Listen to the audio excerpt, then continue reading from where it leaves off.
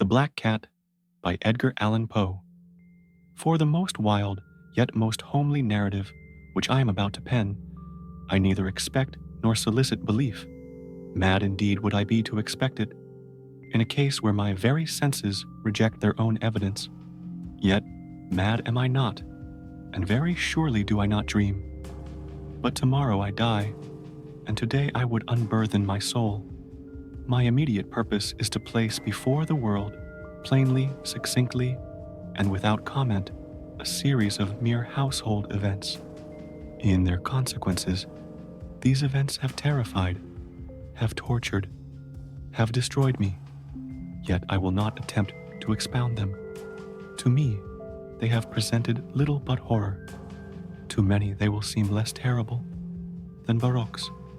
Hereafter, perhaps, some intellect may be found which will reduce my phantasm to the commonplace, some intellect more calm, more logical, and far less excitable than my own, which will perceive, in the circumstances I detail with awe, nothing more than an ordinary succession of very natural causes and effects. From my infancy, I was noted for the docility and humanity of my disposition. My tenderness of heart was even so conspicuous as to make me the jest of my companions. I was especially fond of animals, and was indulged by my parents with a great variety of pets. With these, I spent most of my time, and never was so happy as when feeding and caressing them. This peculiarity of character grew with my growth, and in my manhood, I derived from it one of my principal sources of pleasure. To those who have cherished an affection for a faithful and sagacious dog, I need hardly be at the trouble of explaining the nature or the intensity of the gratification thus derivable. There is something in the unselfish and self-sacrificing love of a brute which goes directly to the heart of him who has had frequent occasion to test the paltry friendship and gossamer fidelity of mere man.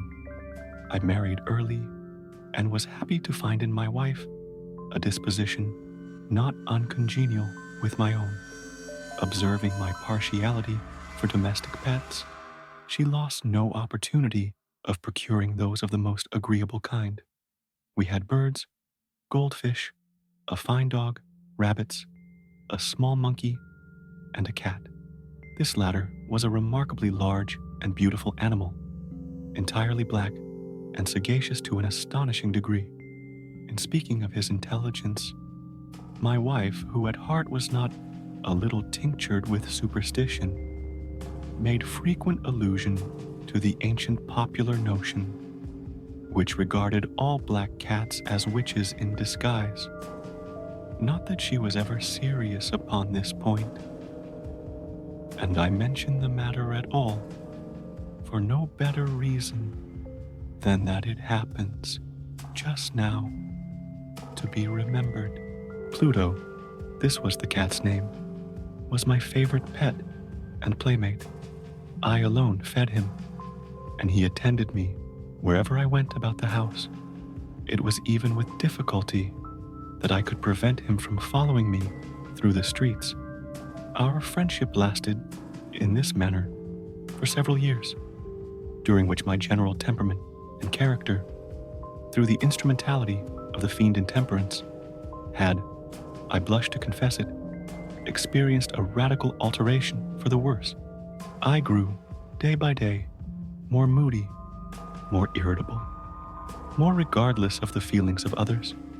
I suffered myself to use intemperate language to my wife. At length, I even offered her personal violence. My pets, of course, were made to feel the change in my disposition. I not only neglected, but ill-used them. For Pluto, however, I still retained sufficient regard to restrain me from maltreating him, as I made no scruple of maltreating the rabbits, the monkey, or even the dog, when by accident or through affection they came in my way. But my disease grew upon me For what disease is like alcohol? And at length, even Pluto, who was now becoming old and consequently somewhat peevish, even Pluto began to experience the effects of my ill temper. One night, returning home, much intoxicated from one of my haunts about town, I fancied that the cat avoided my presence. I seized him, when, in his fright at my violence, he inflicted a slight wound upon my hand with his teeth. The fury of a demon instantly possessed me. I knew myself no longer. My original soul seemed, at once, to take its flight from my body, and a more than fiendish malevolence, gin-nurtured, thrilled every fiber of my frame. I took from my waistcoat pocket a penknife, opened it, grasped the poor beast by the throat, and deliberately cut one of its eyes from the socket. I blush, I burn, I shudder, while I pen the damnable atrocity. When reason returned with the morning, when I had slept off the fumes of the night's debauch, I experienced a sentiment half of horror, half of remorse, for the crime of which I had been guilty. But it was, at best, a feeble and equivocal feeling, and the soul remained untouched. I again plunged into excess, and soon drowned in wine all memory of the deed. In the meantime, the cat slowly recovered. The socket of the lost eye presented, it is true, a frightful appearance, but he no longer appeared to suffer any pain. He went about the house as usual, but, as might be expected, fled in extreme terror at my approach. I had so much of my old heart left as to be at first grieved by this evident dislike on the part of a creature which had once so loved me. But this feeling soon gave place to irritation, and then came, as if to my final and irrevocable overthrow, the spirit of perverseness. Of this spirit, philosophy takes no account. Yet I am not more sure that my soul lives than I am that perverseness is one of the primitive impulses of the human heart, one of the indivisible primary faculties or sentiments which give direction to the character of man. Who has not, 100 times, found himself committing a vile or a silly action for no other reason than because he knows he should not? Have we not a perpetual inclination, in the teeth of our best judgment, to violate that which is law, merely because we understand it to be such? This spirit of perverseness, I say, came to my final overthrow. It was this unfathomable longing of the soul to vex itself, to offer violence to its own nature, to do wrong for the wrong's sake only, that urged me to continue, and finally to consummate the injury I had inflicted upon the unoffending brute. One morning, in cool blood, I slipped a noose about its neck and hung it to the limb of a tree, hung it with the tears streaming from my eyes and with the bitterest remorse at my heart, hung it because I knew that it had loved me and because I felt it had given me no reason of offense, hung it because I knew that in so doing I was committing a sin, a deadly sin that would so jeopardize my immortal soul as to place it, if such a thing were possible, even beyond the reach of the infinite mercy of the most merciful and most terrible God. On the night of the day on which this cruel deed was done, I was aroused from sleep by the cry of fire. The curtains of my bed were in flames. The whole house was blazing. It was with great difficulty that my wife, a servant, and myself made our escape from the conflagration. The destruction was complete. My entire worldly wealth was swallowed up, and I resigned myself thenceforward to despair. I am above the weakness of seeking to establish a sequence of cause and effect between the disaster and the atrocity, but I am detailing a chain of facts and wish not to leave even a possible link imperfect. On the day succeeding the fire, I visited the ruins. The walls, with one exception, had fallen in. This exception was found in a compartment wall, not very thick, which stood about the middle of the house and against which had rested the head of my bed. The plastering had here, in great measure, resisted the action of the fire, a fact which I attributed to its having been recently spread. About this wall, a dense crowd were collected, and many persons seemed to be examining a particular portion of it with very minute and eager attention. The words strange, singular, and other similar expressions excited my curiosity. I approached and saw, as if graven in bas relief upon the white surface, the figure of a gigantic cat. The impression was given with an accuracy truly marvelous. There was a rope about the animal's neck. When I first beheld this apparition, for I could scarcely regard it as less, my wonder and my terror were extreme. But at length, reflection came to my aid. The cat, I remembered, had been hung in a garden adjacent to the house. Upon the alarm of fire, this garden had been immediately filled by the crowd, by someone of whom the animal must have been cut from the tree and thrown through an open window into my chamber. This had probably been done with the view of arousing me from sleep. The falling of other walls had compressed the victim of my cruelty into the substance of the freshly spread plasters, the lime of which, with the flames and the ammonia from the carcass, had then accomplished the portraiture as I saw it. Although I thus readily accounted to my reason, if not altogether to my conscience, for the startling fact just detailed, it did not the less fail to make a deep impression upon my fancy. For months I could not rid myself of the phantasm of the cat, and during this period there came back into my spirit a half-sentiment that seemed, but was not, remorse. I went so far as to regret the loss of the animal, to look about me among the vile haunts which I now habitually frequented for another pet of the same species and of somewhat similar appearance, with which to supply its place. One night as I sat, half stupefied, in a den of more than infamy, my attention was suddenly drawn to some black object reposing upon the head of one of the immense hogsheads of gin or of rum, which constituted the chief furniture of the apartment.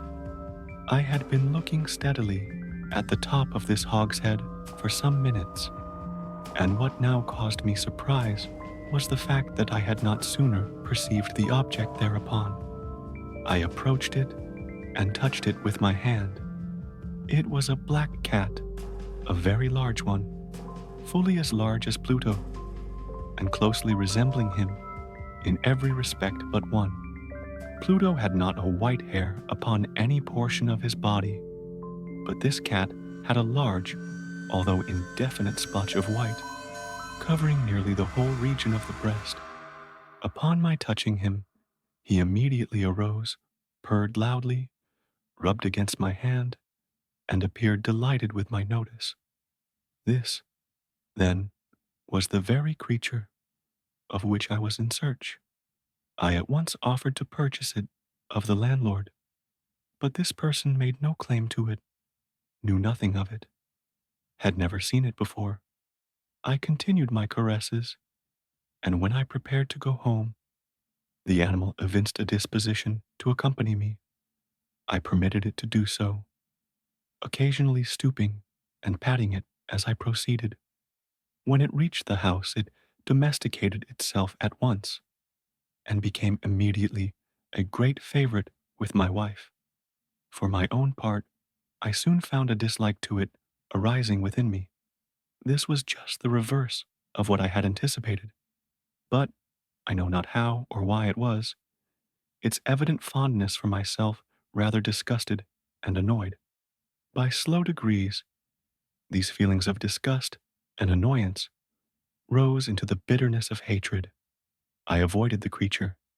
A certain sense of shame and the remembrance of my former deed of cruelty preventing me from physically abusing it.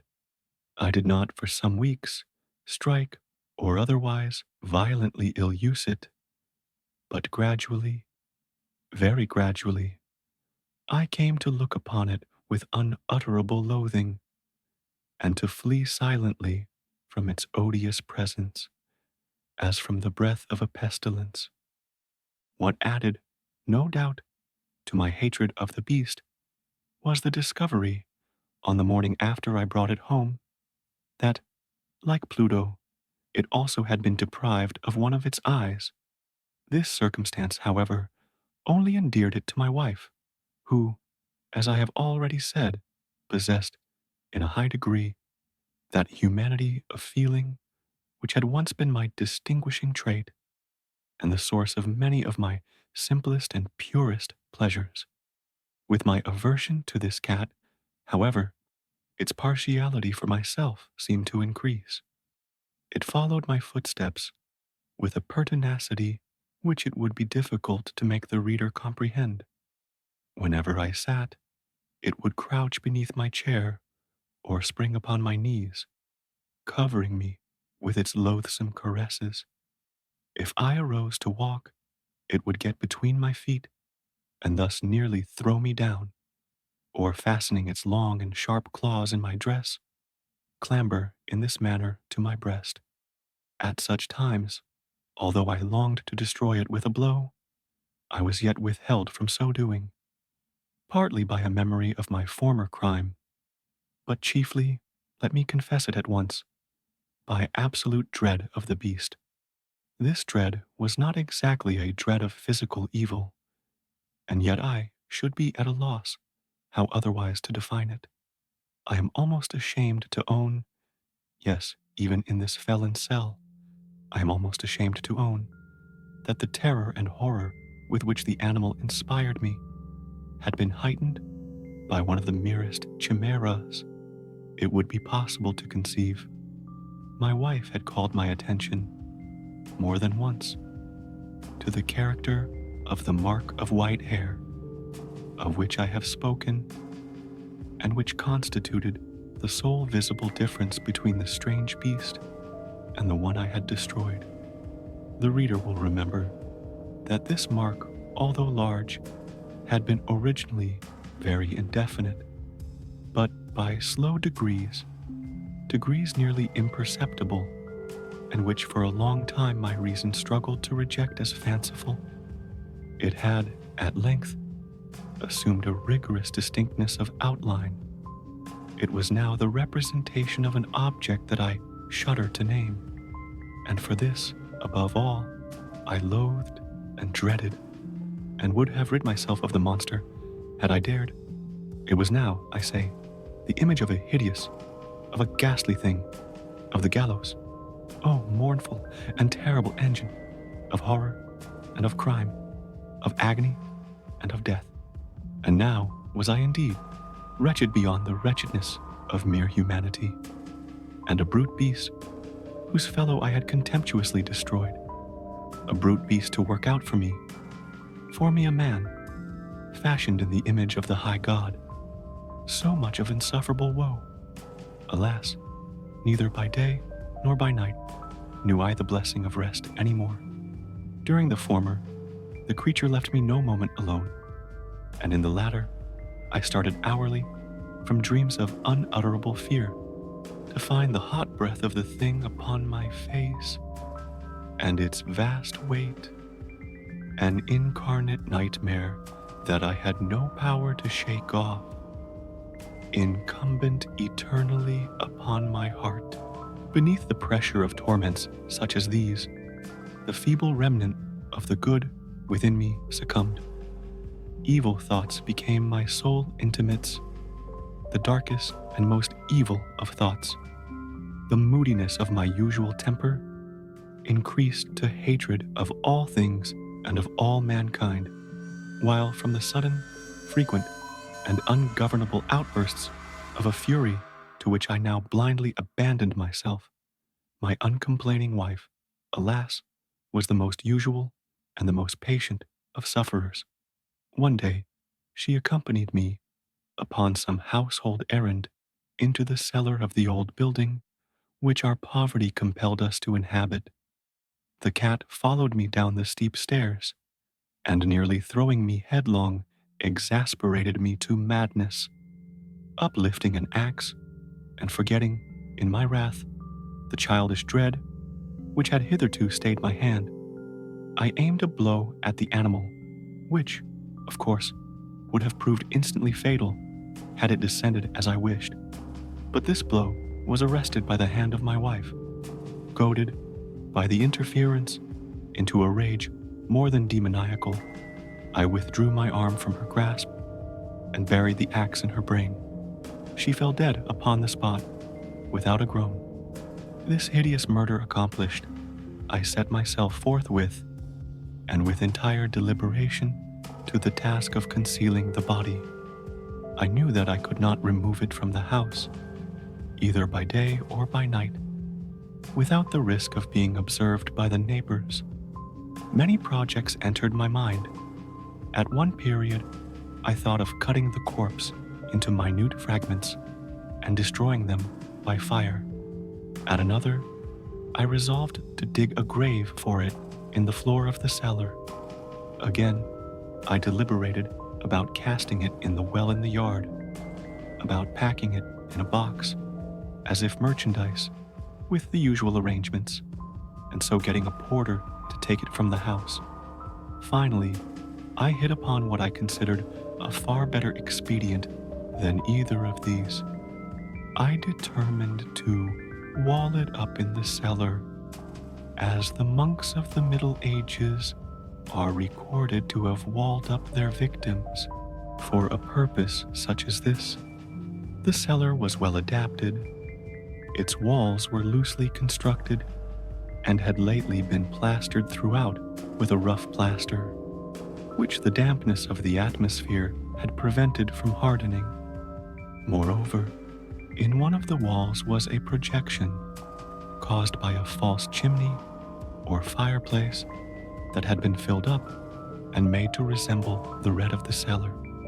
I made no doubt that I could readily displace the bricks at this point, insert the corpse, and wall the whole up as before, so that no eye could detect anything suspicious. And in this calculation, I was not deceived. By means of a crowbar, I easily dislodged the bricks, and having carefully deposited the body against the inner wall, I propped it in that position, while, with little trouble, I relaid the whole structure as it originally stood. Having procured mortar, sand, and hair, with every possible precaution, I prepared a plaster which could not be distinguished from the old, and with this I very carefully went over the new brickwork. When I had finished, I felt satisfied that all was right. The wall did not present the slightest appearance of having been disturbed. The rubbish on the floor was picked up with the minutest care. I looked around triumphantly and said to myself, "Here at least, then, my labor has not been in vain." My next step was to look for the beast which had been the cause of so much wretchedness, for I had, at length, firmly resolved to put it to death. Had I been able to meet with it at the moment, there could have been no doubt of its fate. But it appeared that the crafty animal had been alarmed at the violence of my previous anger and forbore to present itself in my present mood. It is impossible to describe or to imagine the deep, the blissful sense of relief which the absence of the detested creature occasioned in my bosom. It did not make its appearance during the night, and thus for one night at least, since its introduction into the house, I soundly and tranquilly slept. I slept even with the burden of murder upon my soul. The second and the third day passed, and still my tormentor came not. Once again I breathed as a freeman. The monster, in terror, had fled the premises forever. I should behold it no more. My happiness was supreme. The guilt of my dark deed disturbed me but little. Some few inquiries had been made, but these had been readily answered. Even a search had been instituted, but of course nothing was to be discovered. I looked upon my future felicity as secured. Upon the fourth day of the assassination, a party of the police came, very unexpectedly, into the house, and proceeded again to make rigorous investigation of the premises. Secure, however, in the inscrutability of my place of concealment, I felt no embarrassment whatever. The officers bade me accompany them in their search. They left no nook or corner unexplored. At length, for the third or fourth time, they descended into the cellar. I quivered not in a muscle. My heart beat calmly as that of one who slumbers in innocence. I walked the cellar from end to end. I folded my arms upon my bosom and roamed easily to and fro. The police were thoroughly satisfied and prepared to depart. The glee at my heart was too strong to be restrained. I burned to say, if but one word, by way of triumph, and to render doubly sure their assurance of my guiltlessness. Gentlemen, I said at last, as the party ascended the steps, I delight to have allayed your suspicions. I wish you all health and a little more courtesy. By the by, gentlemen, this is a very well-constructed house. In the rabid desire to say something easily, I scarcely knew what I uttered at all. I may say an excellently well-constructed house. These walls, are you going, gentlemen? These walls are solidly put together. And here, through the mere frenzy of bravado, I rapped heavily, with a cane which I held in my hand, upon that very portion of the brickwork behind which stood the corpse of the wife of my bosom. But may God shield and deliver me from the fangs of the archfiend. No sooner had the reverberation of my blows sunk into silence than I was answered by a voice from within the tomb, by a cry, at first muffled and broken, like the sobbing of a child, and then quickly swelling into one long, loud, and continuous scream, utterly anomalous and inhuman, a howl, a wailing shriek, half of horror and half of triumph, such as might have arisen only out of hell, conjointly from the throats of the damned in their agony, and of the demons that exult in the damnation. Of my own thoughts, it is folly to speak. Swooning, I staggered to the opposite wall. For one instant, the party upon the stairs remained motionless, through extremity of terror and of awe. In the next, a dozen stout arms were toiling at the wall. It fell bodily. The corpse, already greatly decayed and clotted with gore, stood erect before the eyes of the spectators.